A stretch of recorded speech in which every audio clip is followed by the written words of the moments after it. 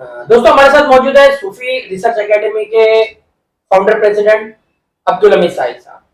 साहिब साहब देख रहे हैं कि जो मिडल ईस्ट की इस वक्त कंडीशन बनी हुई है, इसराइल और फिलिस्तीन के बीच में जो जंग जारी है, हमास जो लगातार अपनी तरफ से हमले कर रहा है और इसराइल का जो जुल्म हद से ज्यादा बढ़ गया था, उसको देखते हुए उसने जो कदम उठाया, फिर इसराइल जो जवाबी कार्रवाई कर रहा है वो एक बहाने को लेकर वो बड़े ही जुल्म सितम ढा रहा है, फास्फोरस बम फोड़ रहा है वो, जो कि बैंड है। और साथ ही साथ इस सारे मुद्दे पर जो इस्लामी ममालिक की बेहिसी है उसको लेकर क्या कहेंगे? देखिए, कहावत मशहूर है, मरता क्या ना करता। और फारसी में कहावत है, कौल है, मुहावरा है, तंग आमद बजंग आमद, यानी जब इंसान तंग आ जाता है तो फिर वो जंग पर आमादा हो। इसराइल नाम की कोई रियासत, कोई स्टेट 1948 से पहले आपको दुनिया के नक्शे पे नजर नहीं आएगी। 1948 में एक गासिबाना रियासत, एक नाजायज कब्जे वाली रियासत फिलिस्तीन पे थोपी गई है। जाहिर सी बात है, जब आपका वतन था ही नहीं, वो वतन था दरअसल फिलिस्तीनियों का। और फिलिस्तीनियों के वतन में उनकी जमीन पर यूएनओ की जानिब से, अमेरिका और उसके हवारियों की जानिब से 1948 में जो नाजायज कब्जा कराया गया और उसके बाद जो पुष्टपनाही की गई है, बाकायदा अमेरिका मुसलसल इसकी पुष्टपनाही कर रहा है, पूरा यूरोप कर रहा है। ये मैं कहने में आप बजानी हूं, क्योंकि ये बाद में मैं बताऊंगा कि आखिर इसका वजह क्या है।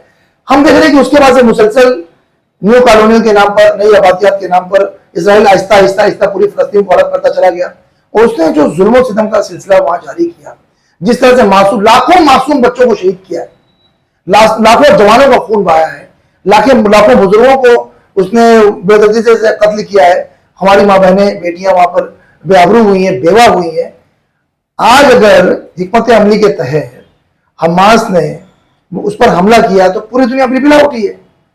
जब जुल्म करता है इसराइल, जब वहां पे बम फोड़ा जाता है, बमबारी करता है, उसकी एयरफोर्स आकर बुरी तरीके से शहरी इलाकों में बमबारी करती है, जिसमें से मासूम शहीद हो जाते हैं, बच्चे शहीद हो जाते हैं, तब दुनिया का दर्द कहां चला जाता है। उस वक्त सोकॉल और खुद हमारे मुल्क भारत की जो गोदी मीडिया है, इसने जो हंगामा मचाया हुआ है, भक्तों का तो एकदम मामला ये देखिए ऐसा है, जो मुल्लों के खिलाफ बोलेगा, इनकी जबान में इस्तेमाल कर रहा हूं, जो मुसलमानों के खिलाफ बोलेगा, मुल्लों के खिलाफ, क्योंकि मुसलमान मतलब कीड़ा मकोड़ा, मुसलमान मरे, कुचला जाए, दबाया जाए, इनको कोई फर्क नहीं पड़ता, इनको मजा आता है।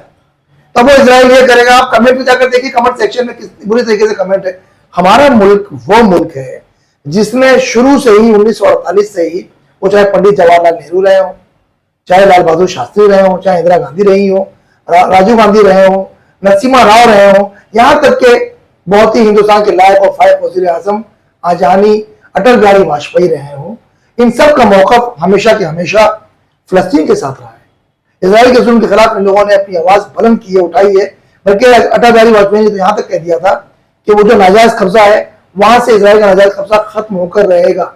आज पता नहीं क्या बात है कि हमारी जो मौजूदा सरकार है वो इजराइल के साथ खड़ी हुई नजर आती है। हमारी मौजूदा सरकार के जो मौजूदा प्रधानमंत्री है, उन्हें हमारे मुल्क में मणिपुर का जलना, मणिपुर की आओ बका, वहां की पुकार, वहां की जो माँ बहनें जिस तरह से रोड पर चिल्ला रही हैं, रो रही हैं, वो आवाज उनके कानों तो नहीं टकराई। लेकिन इसराइल पे जो हमला हुआ वो आवाज उनके कानों तक आ गई। बहुत ताजुब की बात। बहरहाल, मैं यहाँ का जो गोदी मीडिया है उसने इस लड़ाई में भी हिंदू मुस्लिम का एंगल निकाला और जमकर जो है फिलिस्तीनियों के खिलाफ बोल रहा है। जबकि देखा जाए तो फिलिस्तीन पर हमेशा लोगों, हमारे मुल्क का जो मौकफ रहा है उसकी हिमायत कर रहा है, उसके साथ रहा है। तो हम देखते हैं कि हमारे मुल्क का जो शुरू से मौकफ रहा है उसके बरखिलाफ मौजूदा सरकार चल रही है, उनकी पॉलिसियां चल रही हैं। हम हुकूमत हिंद से और हमारे जो वज़ीर आज़म उनसे यही मुतालबा करते हैं कि आप अच्छी तरह जानते हैं कि इजराइल कितना जालिम, कितना गासिब है।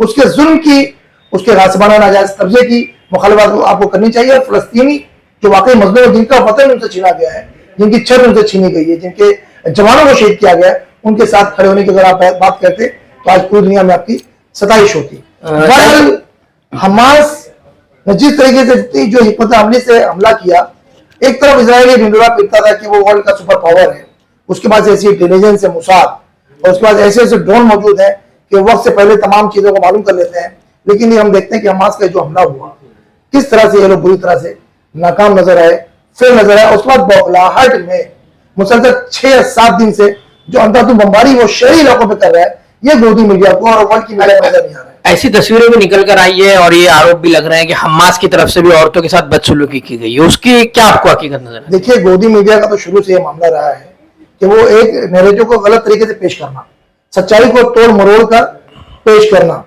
जाहिर सी बात है कि अब हमास की जो उसने हमला किया है, जो अटैक किया, उसकी ताप इजराइल नहीं ला सका है, घुटनों पर आ गया है, भगदड़ मची हुई, वहां पर एयरपोर्ट पर जगह नहीं है टिकटों के लिए, लोग टिकट लेके इजराइल छोड़ के जाना चाहते हैं। अब ऐसे में जाहिर सी बात है कि जो मीडिया जो उसका नमक खा रहे हैं वो तो उसका हक अदा करेगा। बस किसी न किसी तरीके से हमास और उसके आबादियों को जो है उनको बदनाम करने की एक साजिश, एक मुहिम जो कि हमारे देश में भी चलती है। और आखिर में 157-158 मुस्लिम ममालिक, उनमें से दुबई ले लीजिए, बहरीन ले लीजिए, इन दोनों ने तो सपोर्ट किया इसराइल का, और तुर्की जिसके किरदार को बड़ा अहम समझा जा रहा था, तो उसने भी कुछ अब तक कोई खास रोल निभाया नहीं है। तो ये मुस्लिम ममालिक को क्या कहेंगे आप?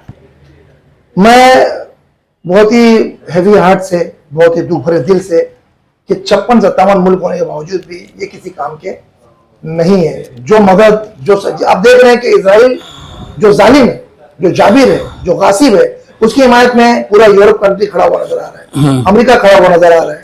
लेकिन उसके मुकाबले में आज फलस्तीन जो मजलूम है, जिस पर जुल्म इंतहा की जा रही है, जिसकी जमीन को छीना जा रहा है, गस्ब किया जा रहा है, जहाँ के जवानों को शहीद किया जा रहा है, बच्चों को मारा जा रहा है, लेकिन इतने इस्लामिक कंट्री होने के बावजूद भी कोई आवाज उठाने को तैयार, ये बुज़दिली है।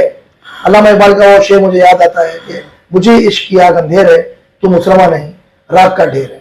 तो रगों का खून जम गया। आज पूरी मिल्लत को शीशा पिलाई हुई दीवार की तरह एक हो जाना चाहिए था और फलस्तीन की कौज में, उसकी हिमायत में पूरी दुनिया में मुजाहरे होने चाहिए थे, ताकि हम एक इंटरनेशनल सतह पर, बैनुल अक़वामी सतह पर इसराइल और उसके हवालियों पर दबाव पड़ता और वो अपना जुल्म सितम रोकते। ये आपसे उन्माद है जो इसराइल की ताकत बन रहा है।